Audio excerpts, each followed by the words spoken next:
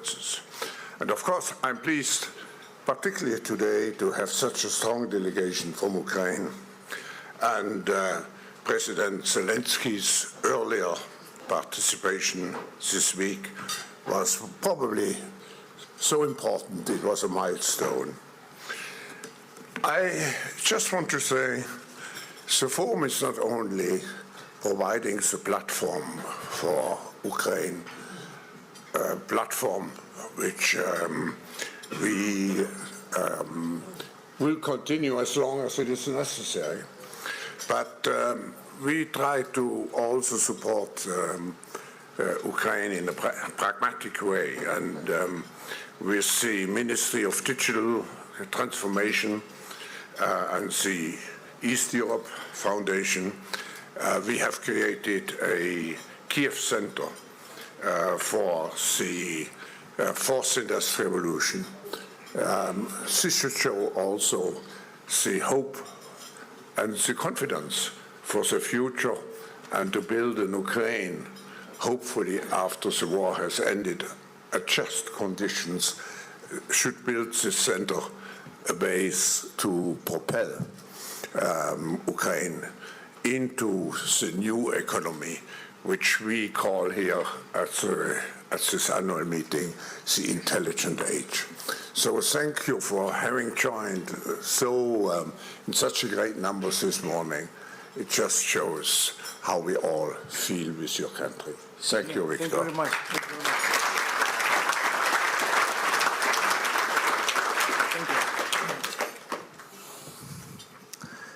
Now we will start our breakfast. I hope that online, maybe some new members of the team of President Trump will join us online. And now, Farid, floor is yours. Thank you so much, Victor, and thank you again for organizing this. You have been one of the most tireless advocates for Ukraine, even when it was not at war. Ladies and gentlemen, I ask you to bear with us because we have a complicated dance card here. We have 7 heads of government or heads of state, 2 American lawmakers, 1 presidential envoy, and we have to fit all of these people in without offending any of them. When Henry Kissinger wrote his book about the Congress of Vienna, he talked about the room in which the negotiating took place. And he pointed out that every person wanted to enter first. So they built a special room that had only doors, no walls, so that 8 people could enter simultaneously. Unfortunately, even though the Pinchuk Foundation has done an excellent job here, we do not have such technological facilities, so we will have to go sequentially. What I wanted to do first is to take us on a video link to the United States, to Washington, and to see if we can hear from 2 very distinguished American lawmakers, both Republican, Joni Ernst, the senator from Iowa, and Mike Lawler, the Republican congressman. If we can get those video links up, we can begin.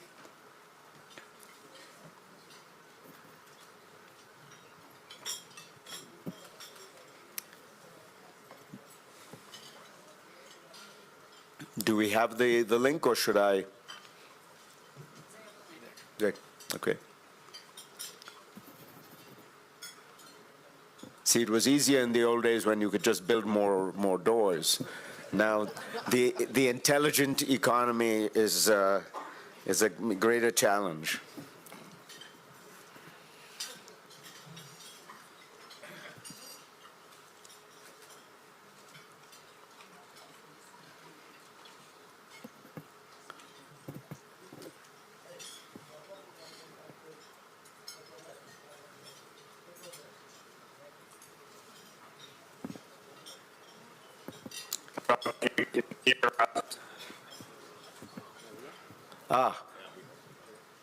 Congressman Lawler, can you hear us? We can. Senator Ernst and I are both on.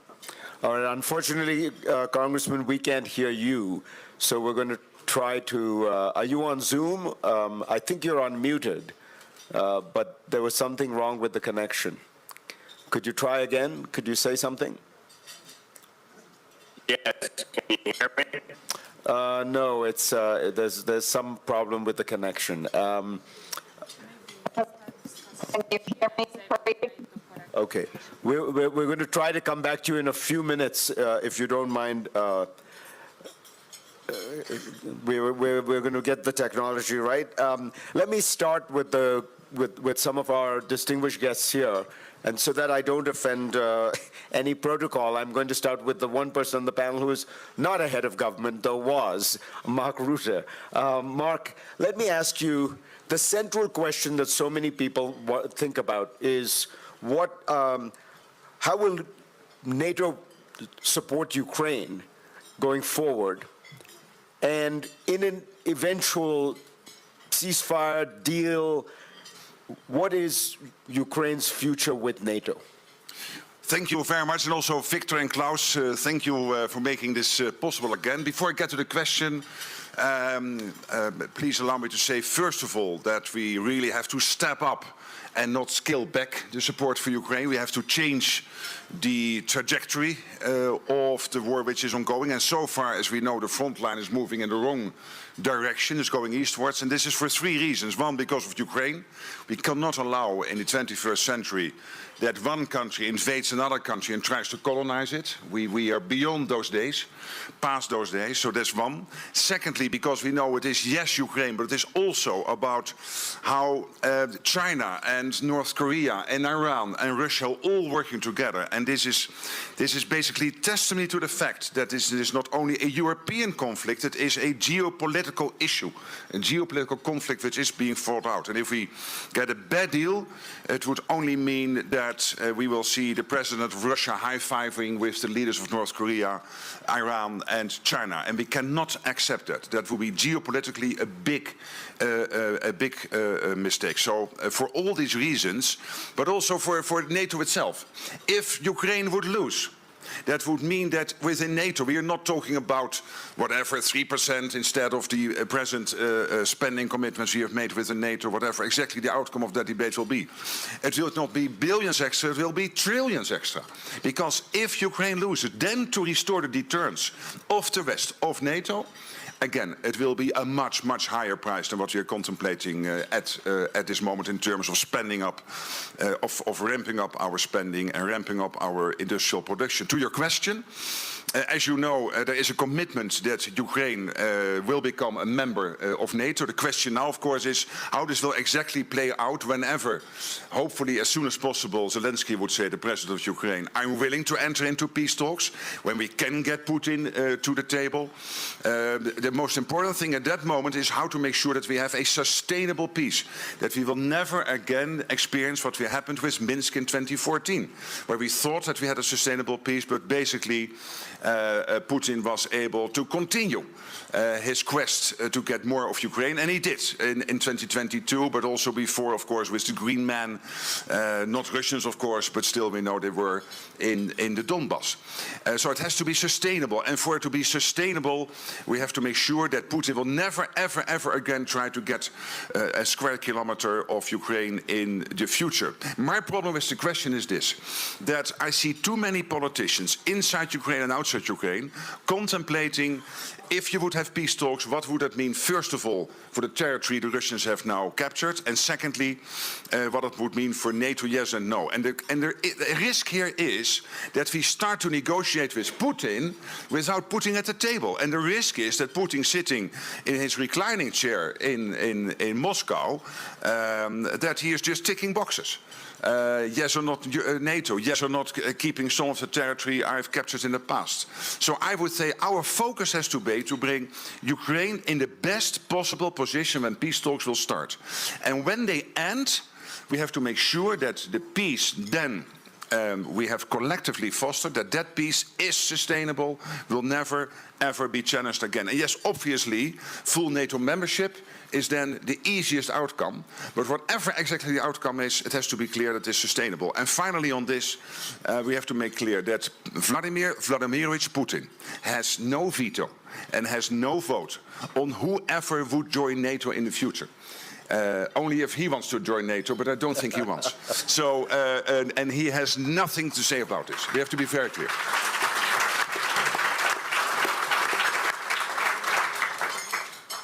Thank you, Mark. I think we have the connection to America established, but I'd like to go to Ambassador Richard Grenell, who is President Trump's newly appointed presidential envoy for special missions.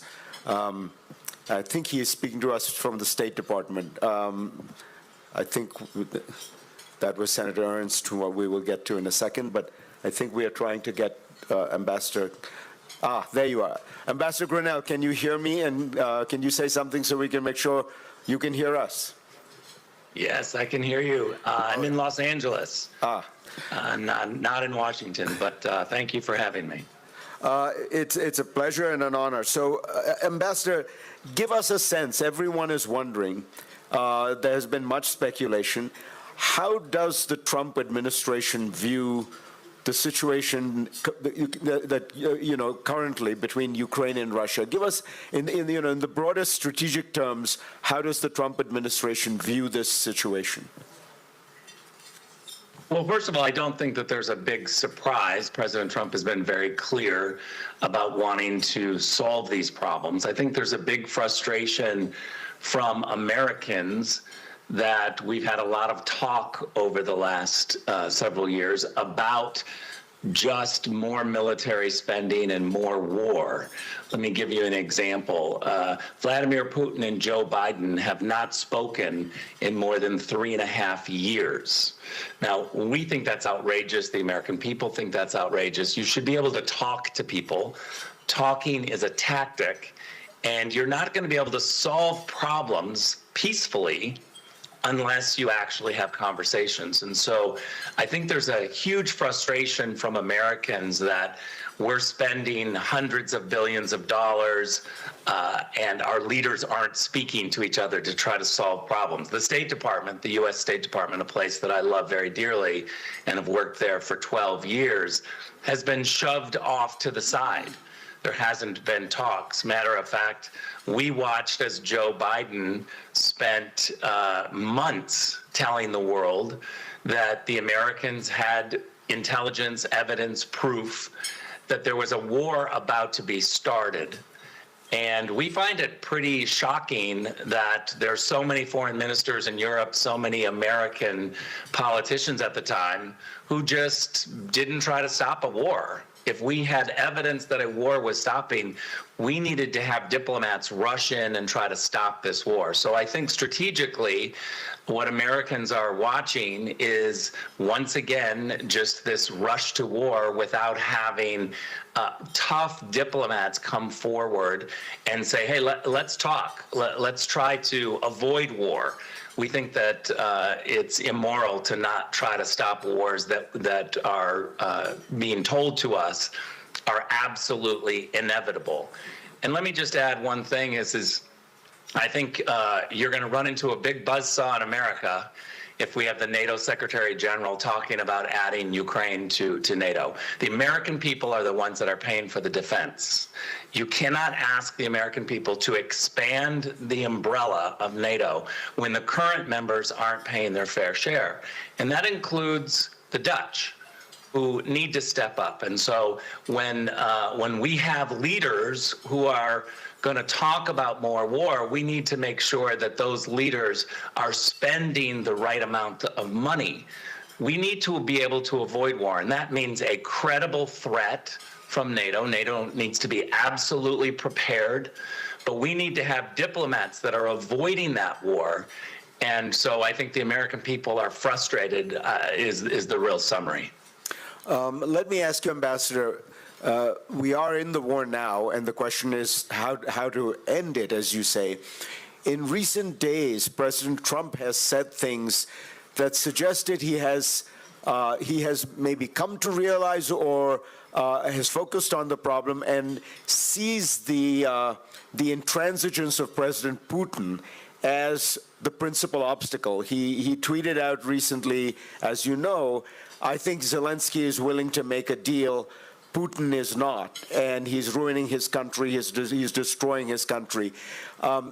If that's the case, if President Trump sees it that way, does it make sense to put more pressure on the Russians militarily and economically, and President Trump talked about more sanctions, in order to make him realize that he needs to come to the negotiating table? Look, I think that's a fair and legitimate question, and I think my answer would just be, we have bad choices because after 3 years, we've watched this war drift even further into chaos. It's getting worse, not getting better. And so President Trump and the Trump administration arrives on the scene after watching, again, our leadership not even talking in the United States between Joe Biden and Vladimir Putin. And so now that President Trump is in office, I think he's been handed a terrible mess. There are not a lot of great choices, but President Trump is somebody who has a credible threat and has already made clear that he's going to pressure both sides to end this. He's focused on trying to stop the killing. And so I think all issues will be confronted with a variety of different options. So what you're talking about, Fareed, I think is a legitimate option. But I would say just give President Trump a little time. He's the best negotiator, and there's a difference between a threat and a credible threat. We've seen that from Joe Biden saying don't, and President Trump immediately jumping in and trying to communicate with both sides and pressure both sides to the table. Ambassador, that was a very helpful overview. Really, thank you for taking the time to join us. All the best. Thank you. Let's now go to Washington, to Senator Ernst and to Mike Lawler. I think we have Senator Ernst first. Thank you, Fareed. And it is very good to be with you, and to the distinguished panel, thank you as well for your discussion today. And I will start by saying, with the inauguration of President Trump, we now see an end to the Biden administration's failed leadership. Everywhere that I have traveled through Europe and into other countries, whether it's at security conferences, whether it is on various congressional delegations, what I have heard from the leaders all around this globe is, where is America's leadership? And that era of questioning where our leadership is now over. We do have a president, as Ambassador Grinnell had stated, that is willing to engage and have those tough conversations, those conversations that President Joe Biden wouldn't. So what we have seen is President Trump, in communicating with President Putin, saying, end this ridiculous war. If it doesn't end, there will be consequences. And you've talked about the economic impacts to Russia's economy. President Trump is willing to engage, whether it's taxes, tariffs, or additional sanctions, and hold Russia accountable. He does want to see an end to the loss of life. He wants to see an end to the continuous contribution of dollars into a war where we see our friends in Ukraine being killed. So look, I am willing to engage in that, and very excited about the prospect of winding down the war with extreme pressure on President Putin. Now, another key to this is ending what we see as this new axis of evil. Russia is now partnering with North Korea, bringing North Korean soldiers to the fight. They are using weapons manufactured from Iran, and they are using China with their space capabilities. So we also have to put pressure on that new axis of evil. And then finally, as well, and Ambassador Grinnell stated this, we need everyone to engage. I believe in America first, but not America alone. So we truly do need our partners to step up and engage as well. And Rick spelled it out. We need everyone contributing what they have promised within NATO. So we have a new era of leadership in the United States of America. Can we wind down this war? I do have faith that President Trump can provide the necessary leadership to do so, and we stand ready to assist. So thank you, Fareed, so much. And again, we look forward to supporting our friends in Ukraine and ending this war once and for all. Senator Ernst, can I ask you a quick question, which is, you mentioned tariffs, sanctions, extreme pressure on Putin. Would Congress be willing to appropriate more military aid to Ukraine in the event that President Putin does not come to the negotiating table? Yes, I do think that that is up for discussion, and we have been willing to provide that military aid in the past. And if we are working hand in hand with President Trump to end the war, I think we can come to that agreement. I don't want to get out over my skis on this, but we want to see a victory for Ukraine. We want to see Putin put back into a box. But I do think that leadership is key on this, and President Trump will lead those discussions. And I do know that Congress is ready and willing to assist how we can to bring an end to the war. Senators, thank you so much for joining us. It's been a pleasure. Thank you very much. Now let's go to Congressman Lawler.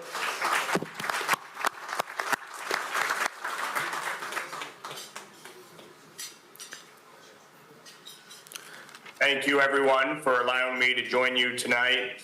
I want to thank my colleague, Senator Ernst, for her leadership on so many issues impacting our allies around the globe.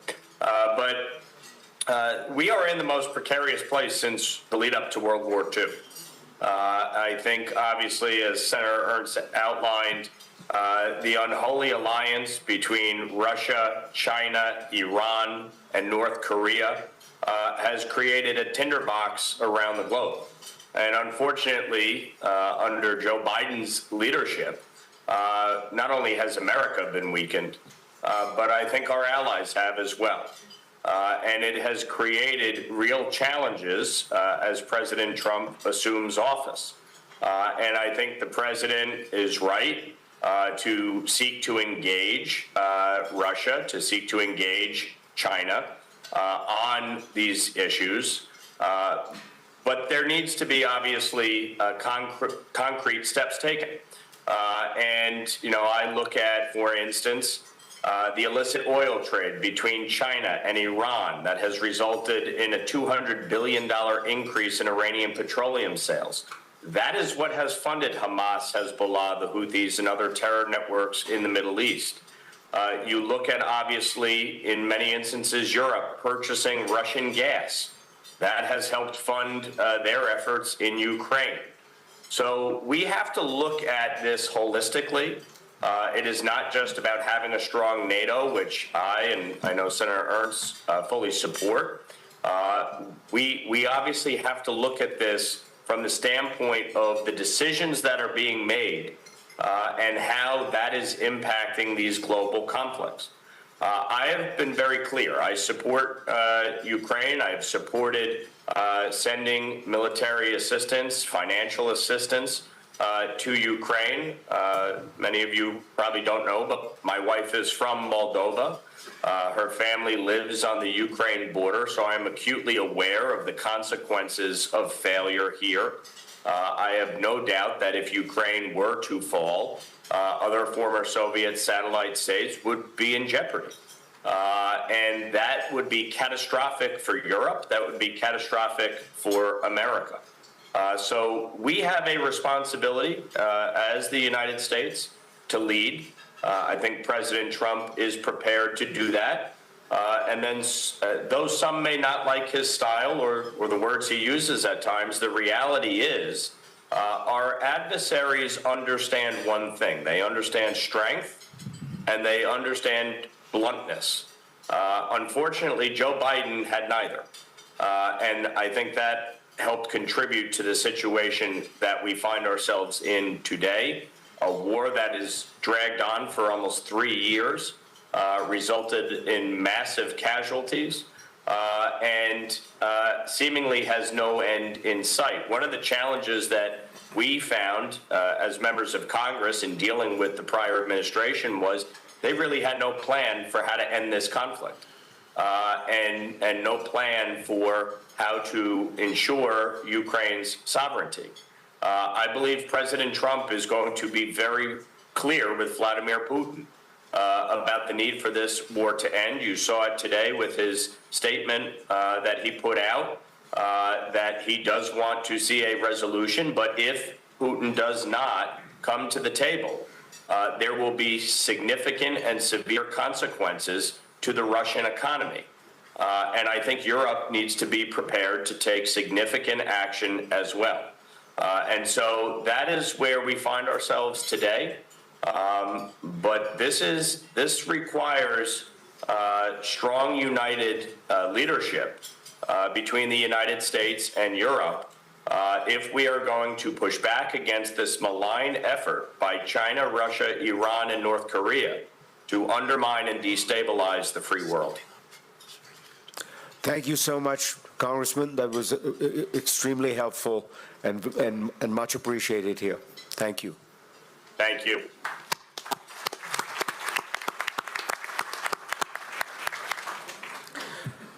The focus people have had is on the question of what happens to get to a peace. But of course, we're quite far away from that right now. And I wondered if I could ask the President of Poland, how much do you worry that this war continues, and what does it mean for Poland when it confronts a war so close to its borders? It just feels to me like you are in a situation that is far more acutely threatened than almost any other country.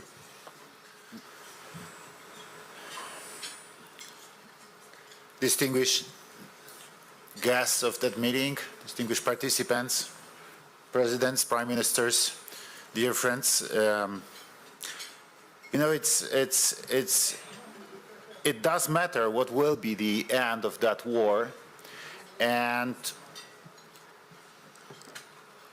we can't say that every final and peaceful solution ending this war is in a right interest of Ukraine, Poland, and our part of Europe and our part of European Union. I'm thinking now about the Central European countries, especially those countries who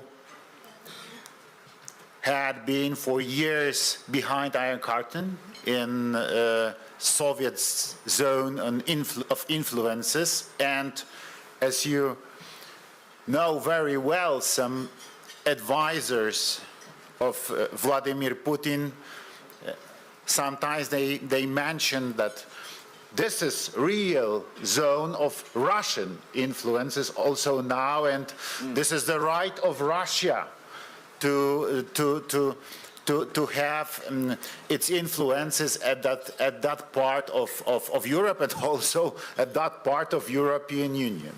So this is the question: what should we do to achieve a peaceful solution, end of this war, which will guarantee Ukraine sovereignty, independence, which will guarantee the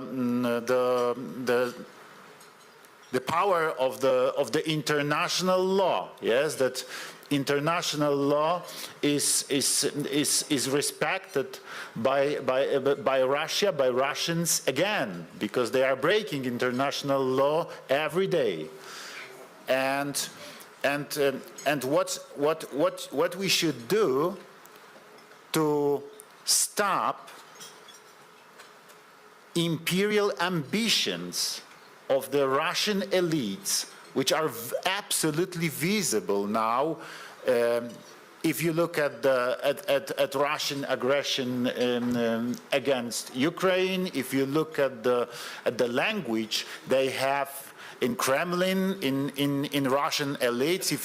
If you watch Russian TV, if you see the amount and the tongues of Russian propaganda, you see what's the real problem and what's the real solution for that situation should be. So if we talk and if we ask the question is how to encourage Vladimir Putin to sit at the table of the peace talks, my answer is we should launch such a strong measure to force Vladimir Putin to ask for peace.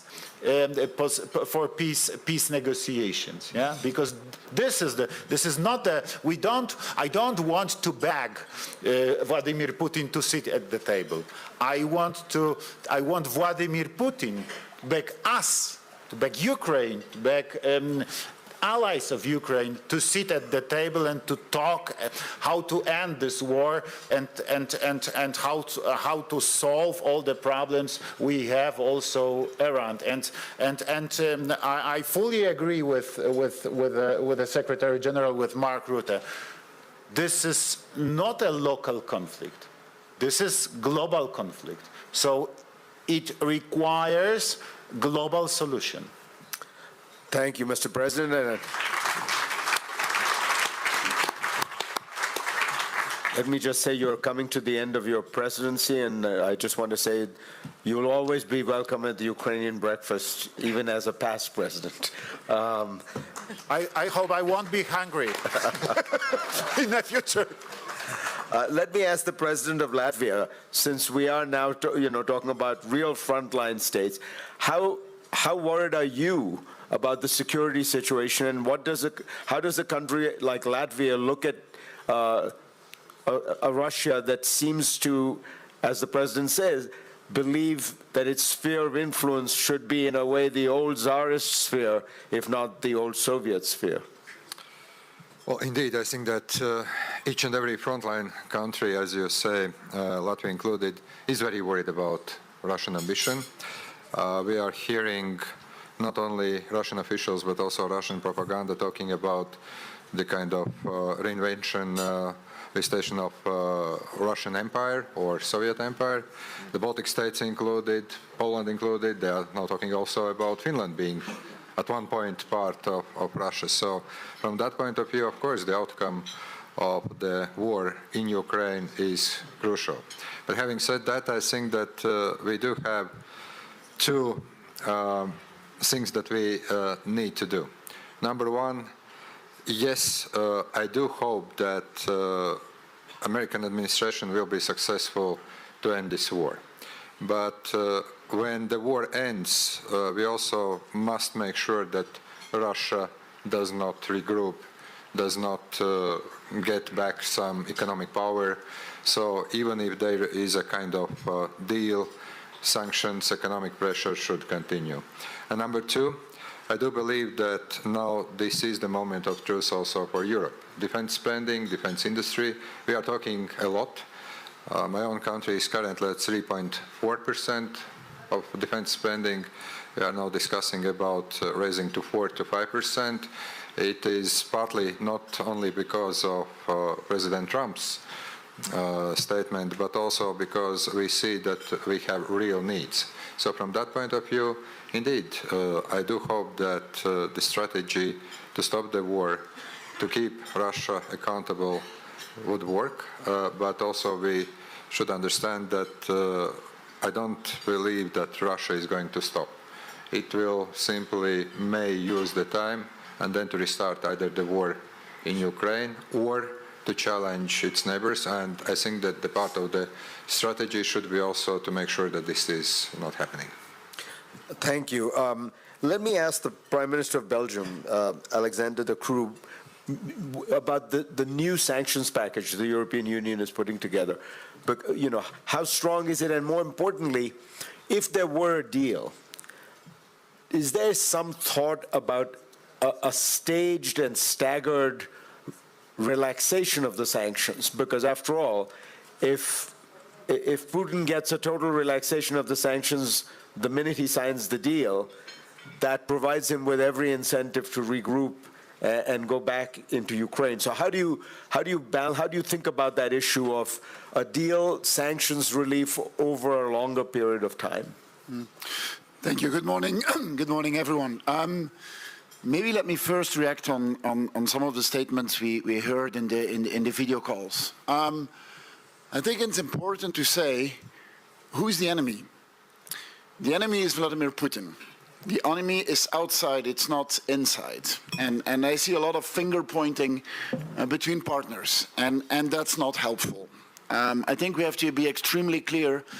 Putin needs to be weakened, and Ukraine needs to be strengthened.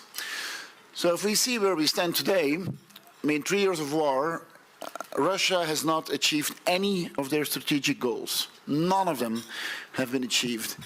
And the Russian economy has been weakened significantly. In this 16 package, I think gas and LNG needs to play a very, very important role. I think fertilizers we have to look into as well. We see that the export of fertilizers from Russia has actually increased compared to the war. But I think we're in for the long haul. The Russian economy is weakened, but our analysis is that the Russian economy can sustain the war at least for another year. And in everything we see, it is quite clear that Vladimir Putin would have the ambition to regroup and then have another go.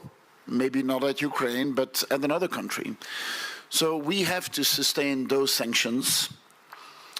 And I'm convinced that we can go into a peace negotiation, but honestly, don't we first have to strengthen Ukraine before we get into a peace negotiation?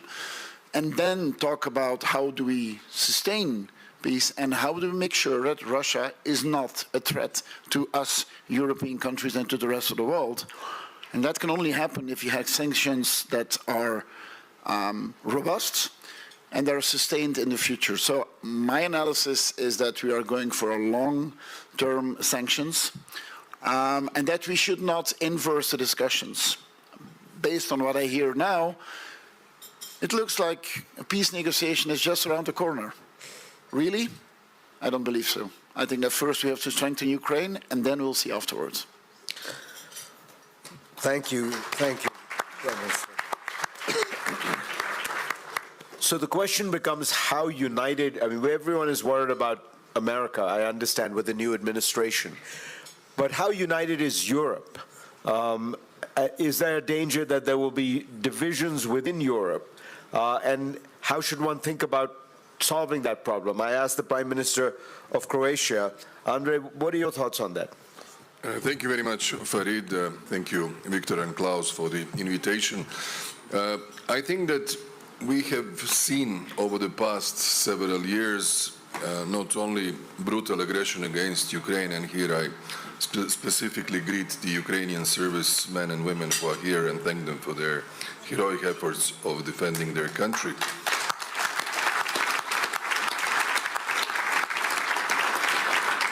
But also, we have seen the increased influence of Russia in democratic processes across Europe. And as the time passes, as the elections unfold, what we can see is that there is a trend of having political forces coming into ruling or governing positions, if not alone, then in coalitions, who are, in my view, called the pro-peace leaders. Everybody is pro-peace. But there is a difference and a nuance. Are we pro-peace, which will then sanction the aggressor and remain the today illegally occupied and illegally annexed territories endlessly under Russian control? Or are we going to stick to the main principles of international order as we have known it over the last 80 years, and that is the respect of one's sovereignty, its territorial integrity, and respect for its neighbors' existence? Because what I have noticed recently from Russia is something completely different what we are talking here. Russia spends 40% of its budget on defense and security forces. 9% of its GDP is spent on defense. They have literally possibilities of enrolling endlessly conscripts, whether domestic, scattered across 2 continents, or added by North Koreans fighting war in Ukraine. Internally, I don't see any opposition force who can endanger Putin. Methodological element, which was mentioned by Mr. Grenell, are we talking to Putin? Putin has been isolated now for 10 or 11 years. There are literally few leaders today in power in the West who have some sort of real personal contact with him. Very few, not more than 5, I would say. And that matters. That means that there is no trust, there is no track record of sort of trustful relationship, and limited influence. Plus, the way I see their narrative, I think they're back now into the first year of aggression. I said last year here, first year it was the negation of Ukrainians' very existence. You are not Ukrainians, you are small Russians. Second year, confrontation with NATO.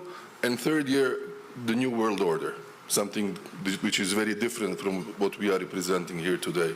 Now I see a tendency in their rhetorics that they are back to the first year rhetorics. And that is very dangerous. And I think we should all, with all due respect to the new impulse of the new President Trump administration, wish to start talks and engage, we should not fall into a trap of political naivete.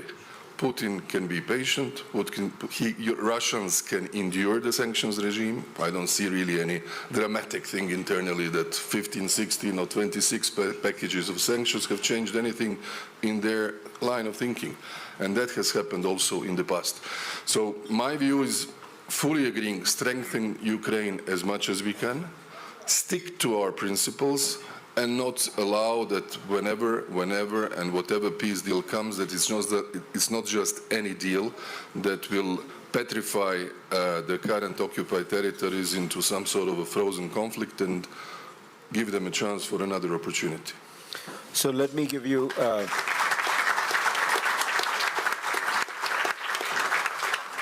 let me just press on that one issue, which is, imagine that the Trump administration is eager to get to a negotiation.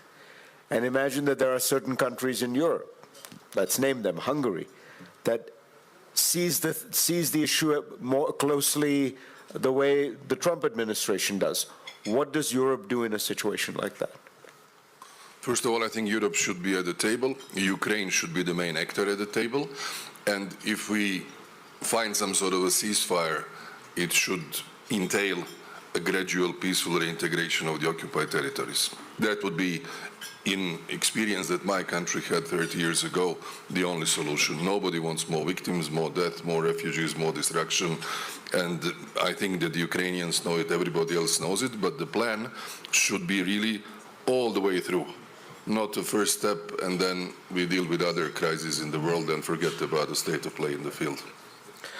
Let me ask the first Deputy Prime Minister of Ukraine, who also is the Minister of the Economy, how important is the security guarantee aspect of this potential settlement to Ukraine's revival? Because after all, when I think about it, you know, business and investment is not going to go into a country where people are worried that 2 years from now Russia might invade again. So describe to us, Yulia, how do you think about this issue? Thank you. First of all, I'm very delighted to see our friends, Ukrainian and foreign business, and I'm grateful that we have very open, frank, and candid dialogue, and I think that trust is the base. And what we see here in Davos, that businesses are ready to invest and to boost their activity in Ukraine, but they're expecting for very concrete security guarantee. And it should be the part of the potential future settlement, and it should be very practical. Tell you honestly and obviously that NATO is the best solution, not because of the legal document, but because of the military infrastructure that should be set in place. We have very good example. At the beginning of large-scale invasion, our seaports were blocked. And you remember that there was a deal with Turkey, UN, and Russia sabotaged this deal, and we were able to open this Black Sea corridor when the missile system were in place. And it's and then we opened the corridor and export have risen, and even like the number of the last year, that export rise by 15.2%. And if we speak about Ukrainian economy, so it's vital for us, business to come in. We are doing, in economic sense, better than Russia economy does. So we fall up to 30% during the first year of large-scale invasion, but 2023, 5% growth. Last year, 3.6% growth. And, this year we also expect, but we need investment to come. And using this opportunity, I want to appeal to business as well and to say, look, you have not less power than politicians have. And if to take into account very pro-business Trump administration, I would ask you to appeal to your government and to talk with them like you talk with us, and describe very precisely what kind of guarantee you need to step in Ukrainian market. So that's why I think that it's your time also to be actively participate in this negotiation. But in general, business are very optimistic, and they expect that the active phase of war will be ended this year. Let's first negotiate on security guarantee that with very, as I say, practical implementation and with sanctions that should be imposed in place and should be strengthened, and then discussed peace agreement. Let me ask you, Yulia, one of the things that Trump administration officials, and I think people are close to the president, have often talked about is the worries about corruption in Ukraine. What are you going to say to them that can show concretely that Ukraine is taking active steps, that it is not, that the money will not all go down into a kind of cesspool of corruption? I think that during the last 4 or 5 years, we are improving a lot. And if you see the its index of perception of corruption, so we raised extremely fast in this list. And just if you look at the reforms that we are providing during the wartime, that we're providing around 200 reforms. So it's requirements from EU, it's a requirements from IMF, World Bank and others. So it means that we are simultaneously keep fighting, keep working, and keep reforming. And that's why I think that it's a good result. Of course, there are always places to improve, but I think that we're in good shape right now. I'm going to ask President Stubb of Finland to close out this round, but before that, I did want to give Mark Rutte a chance to respond to Ambassador Grinnell, because he did directly address some of the comments you made. Yes, well, he is right, of course, that the problem is not the US, the problem is Europe.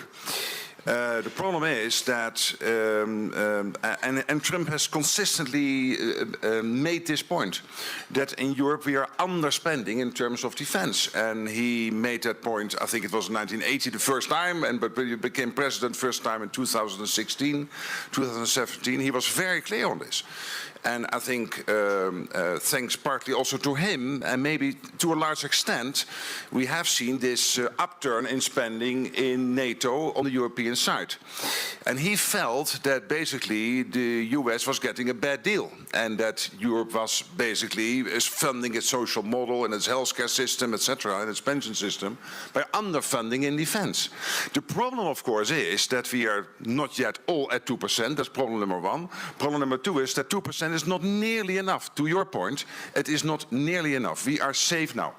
But NATO collectively is not able to defend itself in 4 or 5 years if we stick to the 2%. Now, Jens Stoltenberg started this whole process within NATO, which will end somewhere in May, June this year, by which we will decide what it is exactly we need in terms of, and excuse me for the jargon, the capabilities and the measurements and the gaps we have. But this is necessary stuff to be done to exactly establish what we need. But I can guarantee you, when you look at the incoming data now, 2% is not nearly enough. It will be much more. really much more, and that will have a huge impact. But we have to do this. And secondly, we have to ramp up industry production, because at the moment we are not doing it. But this is also a problem in the US. China is producing 6 times faster industrial output now than the US.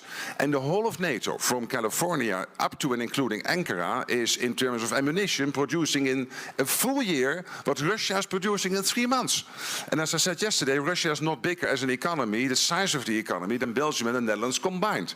So we are really in crisis mode here. So first, money, much more to be spent, fast. The ones not on 2% have to get to the 2% in the next couple of months. We cannot wait any longer.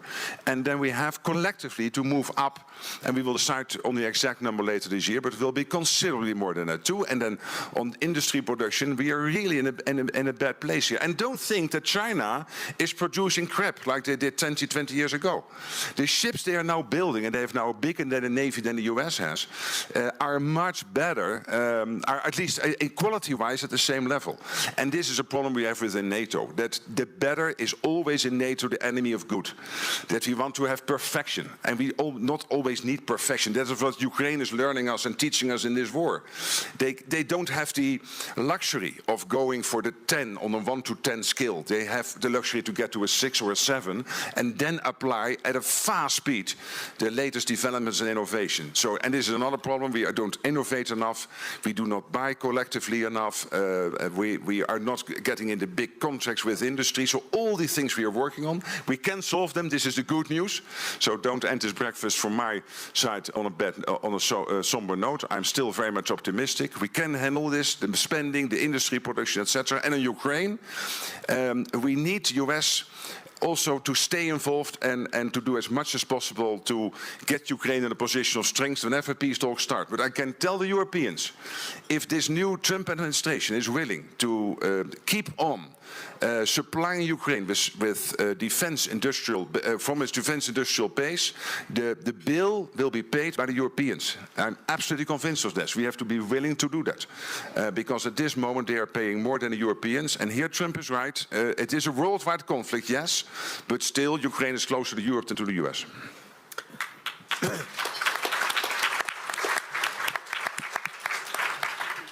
Alexander Stubb, give us a sense of how you think this plays out in the next year. Sure, but before I make my 3 points, just to Victor, I actually think the slogan of this breakfast is the correct one. So for me, the thinking is, yes, Finland first, but Finland first means a Ukrainian victory.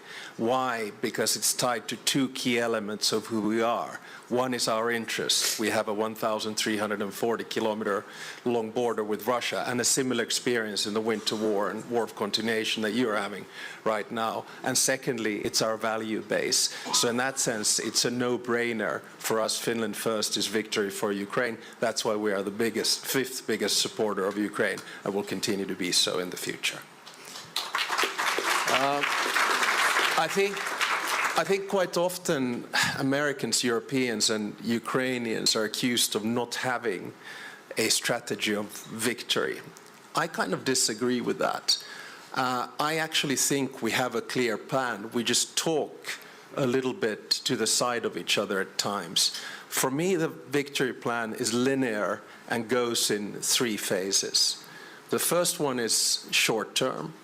In the short term, we need to continue the financial support, the military support, and the political support that we've given to Ukraine in the past 3 years. And I actually don't see that coming down.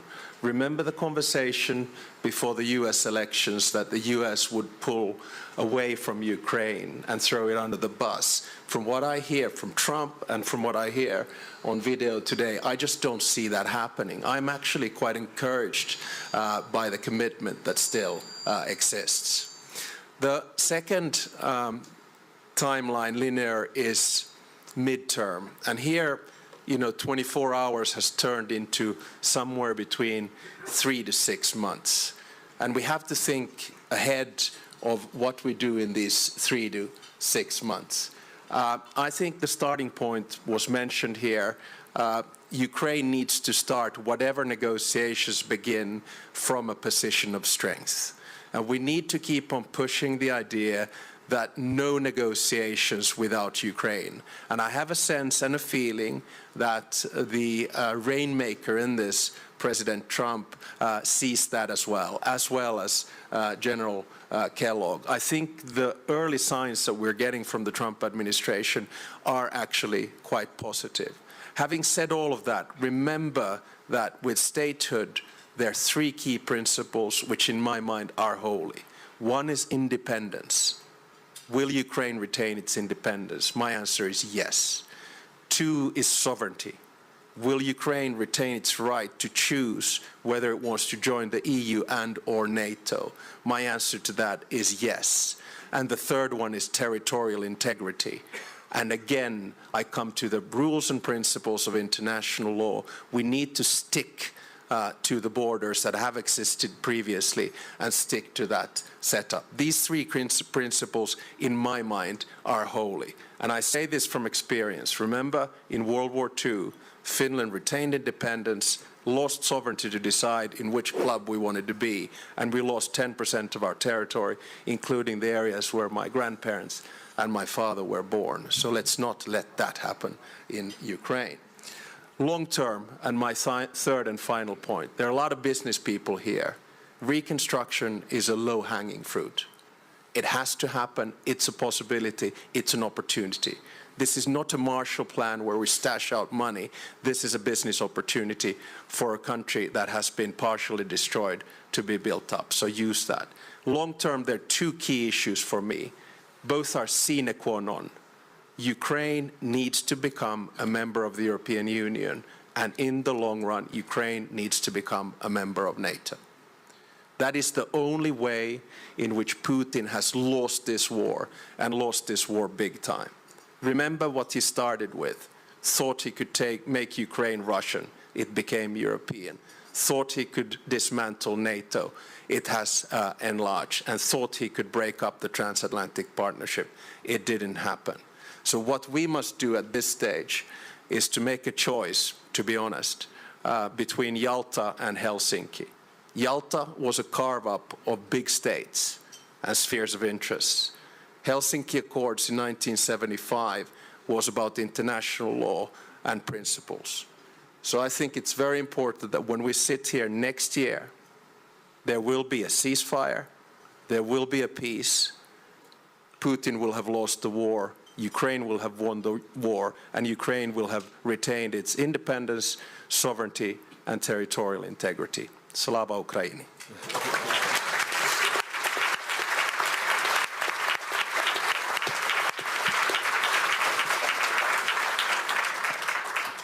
Let me get a few comments from the audience. Jens Stoltenberg, you were Secretary General of NATO during the first Trump administration. So give us some pointers on how to deal with Donald Trump. I think the main thing is to actually engage with him. So when there are concerns or issues raised about what the new administration will do, I think the best thing is to go over to Washington to sit down and discuss. And the reality was that back in 2017, some allies thought that we should just stay, to freeze the relationship with the United States, do almost nothing, and hope that things would improve after the next elections. We did the opposite. We actually sat down with President Trump and addressed the issues he had, especially on defense spending. And as Mark just alluded to, the reality is that things have really changed. When we made the decision to start to spend 2% of GDP on defense, only 3 allies met that guideline. Now it's 23 allies. So that's a big difference, and it makes it much easier to tell whoever is president in the United States that European allies are taking this seriously. On Ukraine, I remember very well that there was, the position among NATO allies back in 2016 and 2014, also after the annexation of Crimea, was that we should not provide lethal aid to Ukraine because it could provoke Russia. and therefore we didn't provide so much lethal aid. It was President Trump that decided to start to provide lethal aid, including the javelins. So the first javelins were delivered from the United States under the previous Trump administration. So not saying this is easy. I cannot promise you anything on behalf of the new US administration, but I'm saying that engaged on the issues and based on experience, also Trump can be quite strong on Ukraine.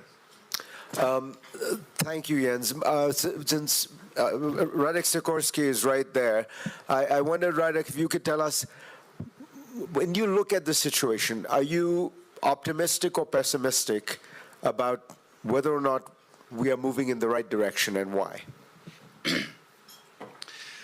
I'm confident Ukraine can sustain the fight for this year.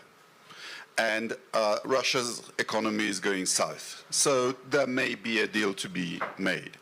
But the real point I want to make is the following. President Trump has started well by recognizing that it is Putin who has to shift his position, not Ukraine. Poland, by the way, is leading by example at 4.7% of GDP on defense. But if I can make one suggestion to the new administration, coming from the depths of experience of a country that warned the rest of the West about Putin and wasn't always listened to, it is this. This is not the Putin that President Trump knew in his first term. I would be skeptical about granting Putin an early summit. The President of the United States is the leader of the free world. Vladimir Putin is an outcast and an indicted war criminal for stealing Ukrainian children. I would suggest that Putin has to earn the summit, that if he gets it early, it elevates him beyond his significance and gives him the wrong idea about the trajectory of this. Thank you.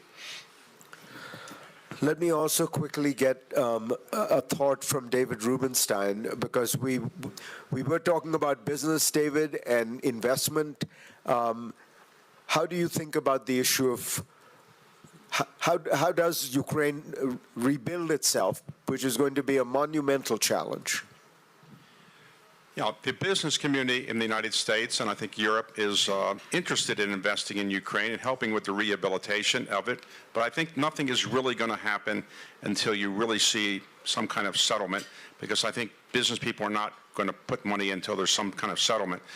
2 points I wanted to make, though, Fareed, is that the conventional wisdom in Washington is that there will be some type of agreement, a settlement, truce this year.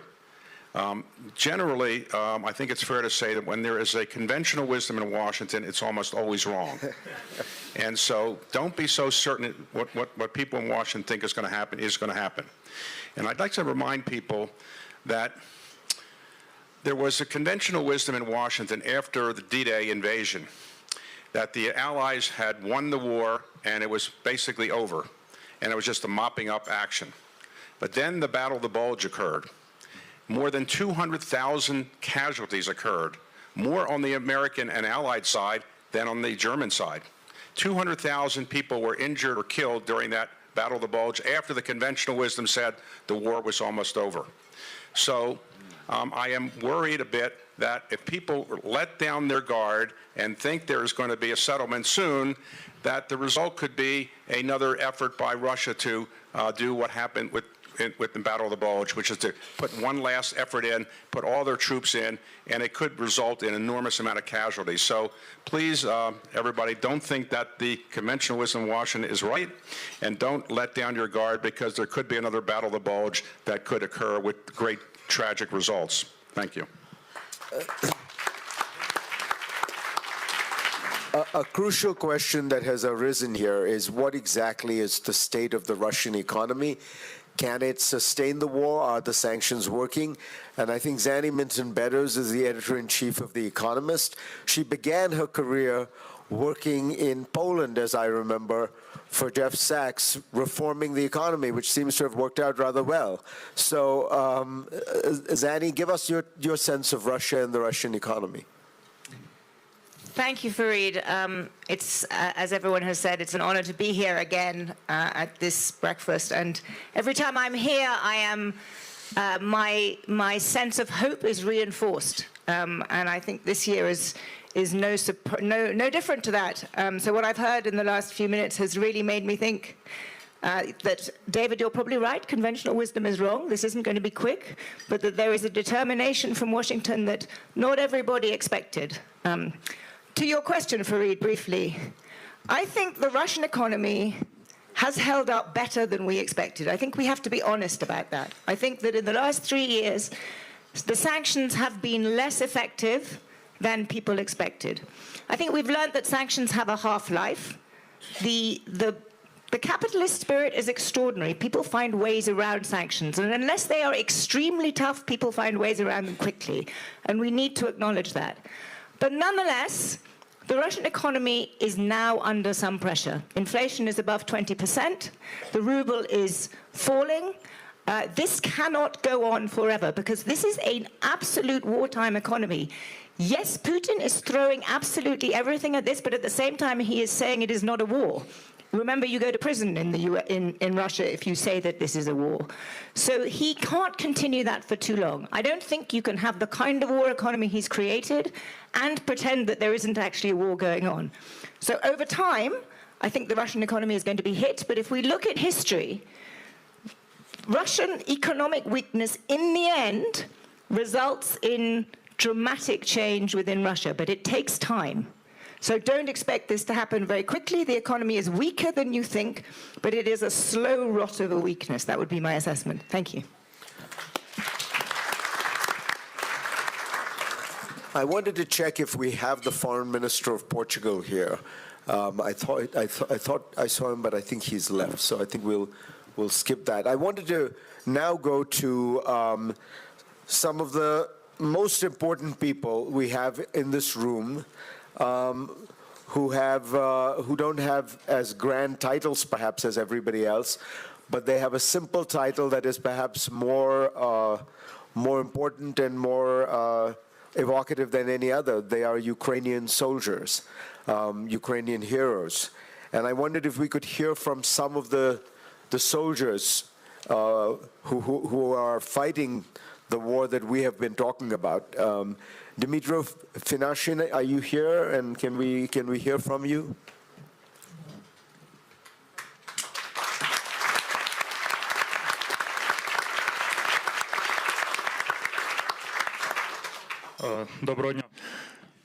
Good morning. I'm very glad that you're here. I'm very glad to see everyone and very glad to hear all those words of support that you are joining in support of Ukraine. But I would like to ask you for two things. The first is don't be shy and don't be proud. Don't be too proud to ask Ukraine to share our experience. No one can deny that we have the experience of waging a modern type war. We can tell you how you can hone your arms, how you should precise your weapons, how you should build fortifications. No doctrine is working anymore. Don't think that while we are going and asking for help, well, we are not very proud. We are fighting for our survival. We have to do this. We constantly say, we even sometimes beg, help us, but this does not make us weaker or less valuable. So let's share experience, exchange experience, and develop. Another thing that I wanted to ask for is to think not to care too much about the pensions of your population now.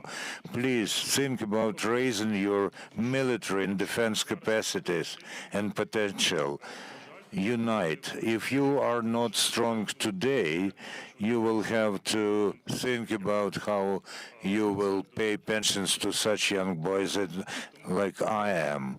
This is not a very pleasant prospect, so please become stronger, and this will be better for us as well, because you are our partners, and Russians will understand that they are in a critical situation. Thank you. Thank you so much, Dmytro. Christina Boychuk, can we hear from you?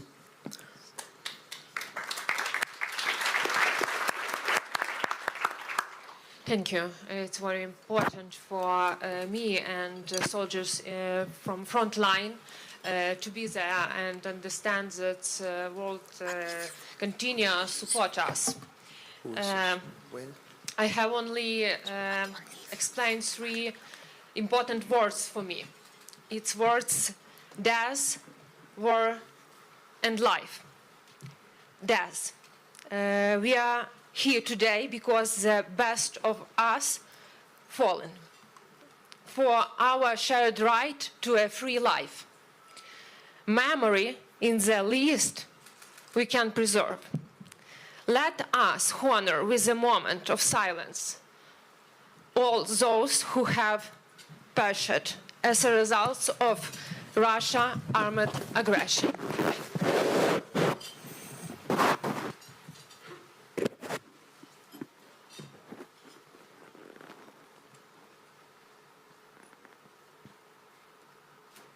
Thank you. Second words, it's war. During the battles for the town Rubizhne in east of Ukraine, I realized for the first time what changes I need to undergo, not only to survive, but most importantly to protect my units. I mastered an entirely new and previously unfamiliar technical tool provided by our partners. Together with me, this tool also transformed. The world has changed. To survive in the world, you must change. And second words, it's life. While carrying out a mission near the settlements of Makiyivka since 6 months ago, my comrade, seasoned warrior, was died. He had mastered a civilian IT specialization, but when Russia invaded Ukraine, he returned from Mexico and joined our unit. 3 months after his death, his daughter was born. The life of this little girl is the most precious things we have. All of us. It is our responsibility. We are obligated to protect it. Life will triumph our death. Light our darkness. Slava Ukraini! Glory to Ukraine.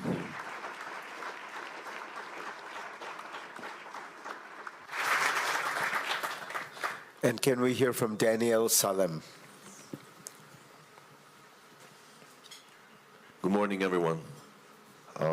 First of all, I want to thank everyone here and everyone who's helping and everyone who's fighting with each and every word that has been spoken here.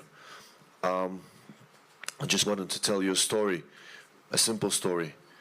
I want you to imagine a close-range fight that we've been in summer of 22, Posad Pokrovsk. We've been 8 of us. After 4 hours of fighting, the fire was ceased for maybe an hour. And we're stuck in the trench. And as you can see, I'm always hungry. And I really wanted to eat. And from out of nowhere, Posad Pokrovsk is a little village. It's not little, it's actually vast. It was a beautiful village. It had a lot of houses, cows. And from out of nowhere comes a little boy.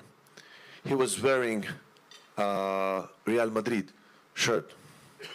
He was with no shoes, dirty feet, and happy big eyes.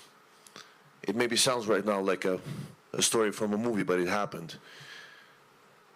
He ran out to us, and he didn't say anything except like, "You want to eat?"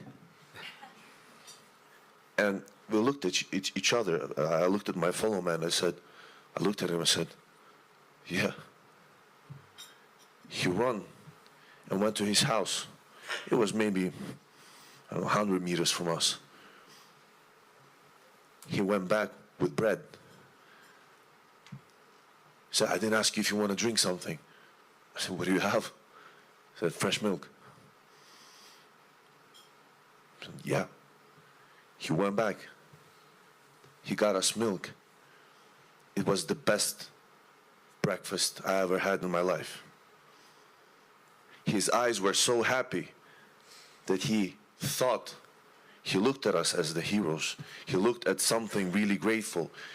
He saw the uniform, he saw the guns, he saw how fearlessly we were fighting, and the fight was near his house. His family was in the house. And after we said goodbye, he went, okay, I gotta go. I gotta help my mom. He went back to the house. And I think it took 5 minutes. Tanks arrived.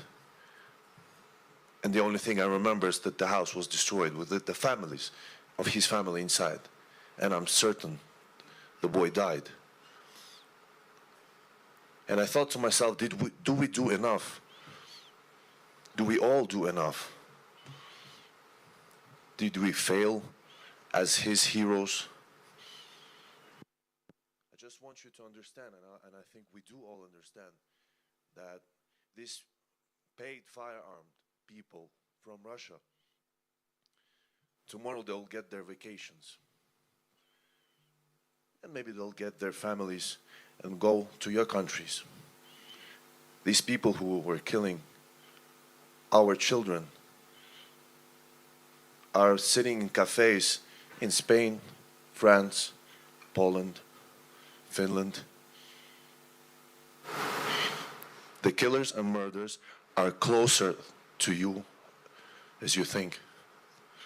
They're not somewhere. They're in your countries. We're letting them in. We're opening the doors for them.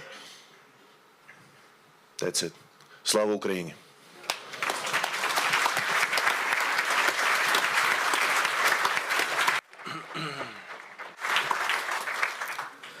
You know, at this point, I think it is 87 countries around the world that have condemned Russia's aggression. And people often say, well, where is the global south? Well, you know, as you can tell by that number, a large number of countries in the global south have actually condemned the Russian aggression. And one of those countries is represented here today, the Congo, the Democratic Republic of Congo. And I thought I would ask the Vice Prime Minister Masudi to say a few words to close this out for us.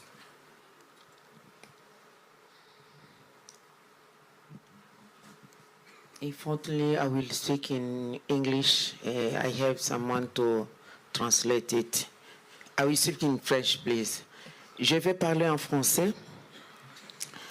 Je voudrais d'abord honorer la mémoire de tous les Ukrainiens qui sont tombés au combat. I first would like here to honor the life of all the Ukrainian people who fight for this war. Parce qu'il faut toujours se battre pour quelque chose, mais pour l'intégrité de son pays, on ne peut pas hésiter à se battre pour ça. Because we all have subject to fight for, but for the sovereignty of her own country, it's a good reason and the strongest reason to fight. Je voudrais aussi saluer la mémoire de tous les héros qui sont vivants, qui continuent à se battre pour l'intégrité de leur pays, les militaires ukrainiens, la population ukrainienne. And I really have a good thought here for all the heroes that are fighting nowadays, for Ukrainian soldiers, for civil Ukrainian people too. Au nom du gouvernement de la République démocratique du Congo et aussi de son président de la République qui a été ici à Davos, je voudrais dire au peuple ukrainien, à tous les 87 pays qui les soutiennent, que la RDC vit la même situation. On the name of my government of Democratic Republic of Congo and of the name of our president that was here until yesterday, I really would like to bring my support to the 87 countries that are really supporting Ukraine and remaining that our country is having the same difficulties. Il y a aujourd'hui presque 10 millions de morts en Ukraine. Il y a 10 000 morts plutôt en Ukraine. Il y a plus de 6 millions de morts en République démocratique du Congo. Today there are more than 10,000 people who died in Ukraine, and on the same time in DRC there are more than 6 million people that are dead.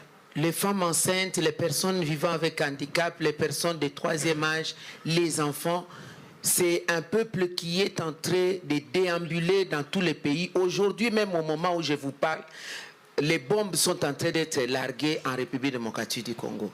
Pregnant women, handicapped persons, children, all of them are really having a hard time now with the war that is handling now in our country. And the moment that we are speaking, bombs are being released in the rest of the country.